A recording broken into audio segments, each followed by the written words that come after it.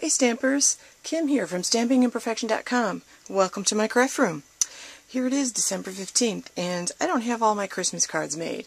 So I need a Christmas card that's simple, that I can mass produce about 25 or 30 cards in just a little while. My kids are coming home on, they're both taking the train home from college today, so I have to pick them up in a couple hours. And my goal is to have all my cards done and some poppers made before they get here. So last night, I've been making cards like crazy. You've seen all, if you read my blog, you've seen all the different designs. And last night I made this one, and I really like this card. It was super simple. It uses just 2 pieces of cardstock and a small piece of designer series paper, 1 stamp and a little bit of ribbon, and some snail, and it's done. So super simple.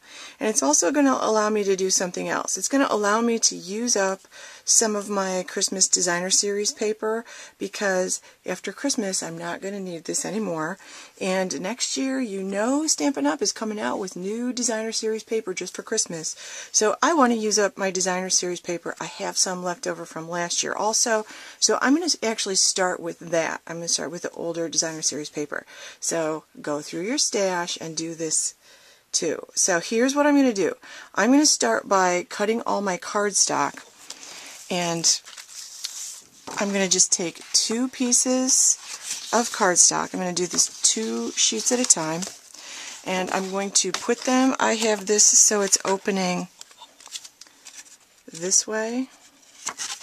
So I'm just going to measure. I'm going to slide this in to my cutter, my new trimmer, and I'm just going to cut. I lined it up with 5.5, and I'm just going to cut it an 8.5 by 11 sheet in half. That's all I'm going to do.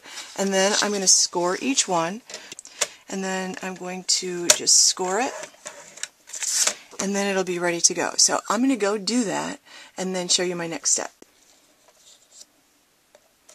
And I'll save these little pieces because they'll make nice little banners, or I can stamp little images and punch them out with my punches, or borders or something. They're going to be useful for something. So I'm going to go finish cutting 30 of these out. And this is a good place for you to pause the video and do the same thing so you get your Christmas cards done too. Back in a minute. Okay, so I've got that part done. Now I cut these at 4 3/4 by 3 3/4.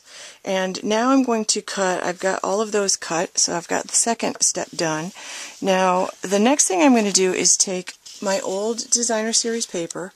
I'll start with the old stuff. If I don't have enough, I'll go to the new designer series paper. I could always put plain paper. But the next thing I'm going to do is I'm going to cut this piece, and instead of using a plain piece with a little piece of designer series paper, I'm actually going to make just this one cut, and I'm just going to use designer series paper behind that, because it'll be even quicker if I do that. So this is, the card is 5.5 by 4 1/4 on the front. So I'm going to make this 1/4 smaller all around. So my designer series paper is going to be cut at 4 by 5 1/4. Okay, so I'm going to do that with all my designer series paper. And it doesn't matter which side I have it on, because I can always change my mind later. So this is going to be cut at 4 by 5 1/4.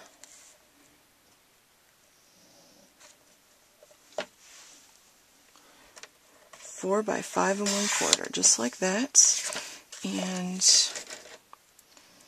this is 5.5. I know the width is right, so I want 5 1/4. So I'm just going to trim a little bit off this. This is just a leftover piece I had, and you know I'll be saving that for another project. That's going to make a perfect little something for another project. Okay, only 28 more to go. I'll be right back. Okay, so I've got my designer series papers all cut.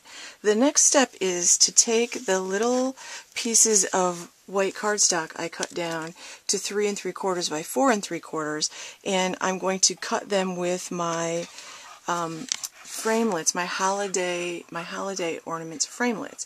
Now I can do 2 at a time. If I do different shapes. So that's what I'm going to do. So these are the two shapes that I've picked. You can pick any two shapes that you want. And both of these will leave me enough room to put a sentiment underneath, which is exactly what I want to do now.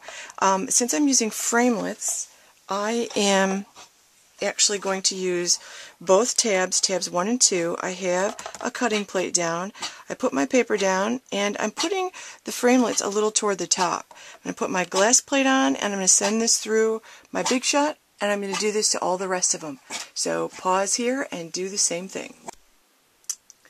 Okay, so I've got that all done, and now I'm just going to stamp my sentiment, and I'm going to keep it very simple.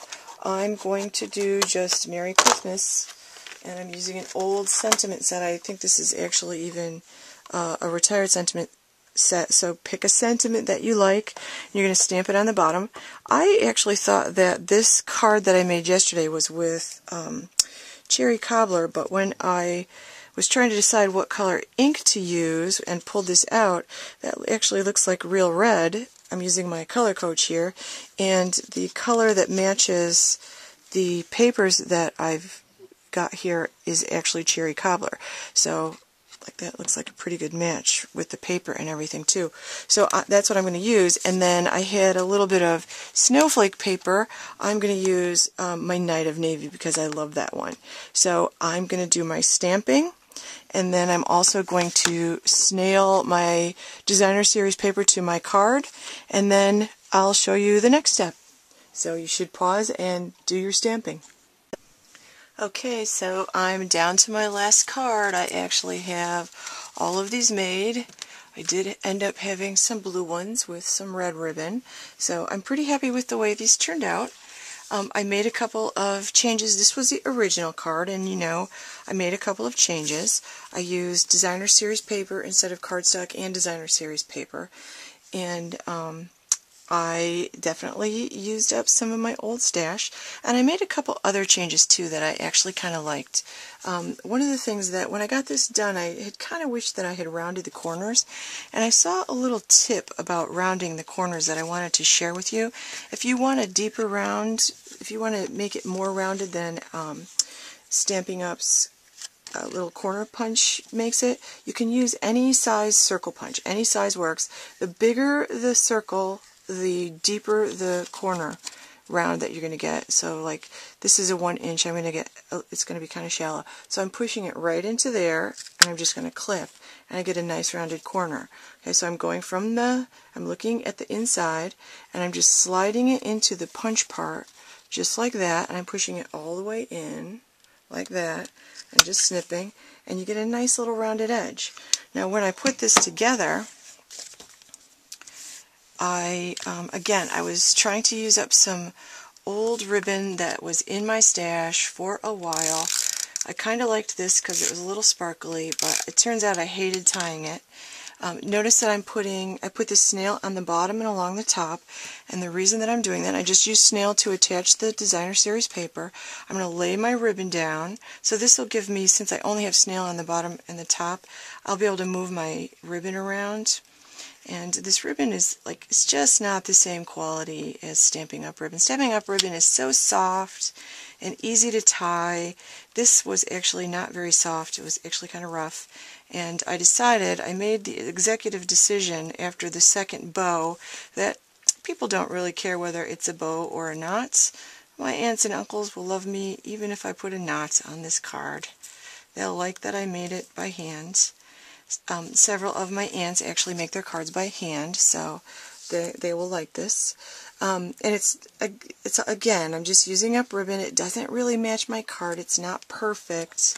It's not picture perfect, but I'm too frugal not to use this, so I'm just snipping off the ends, and then I've got my card done. And every one is a little different because I used two different shapes.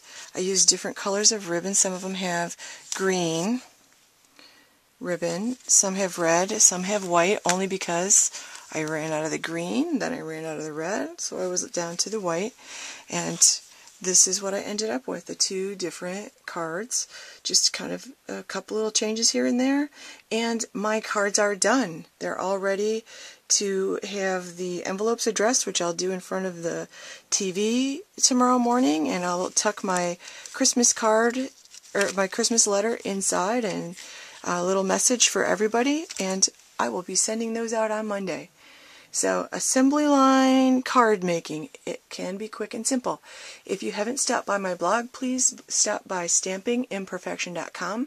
Sign up for my mailing list and you'll get a newsletter every month that's got all kinds of tips, tricks, techniques, and full tutorials for all different kinds of project ideas. So that's stampingimperfection.com. Thanks for watching.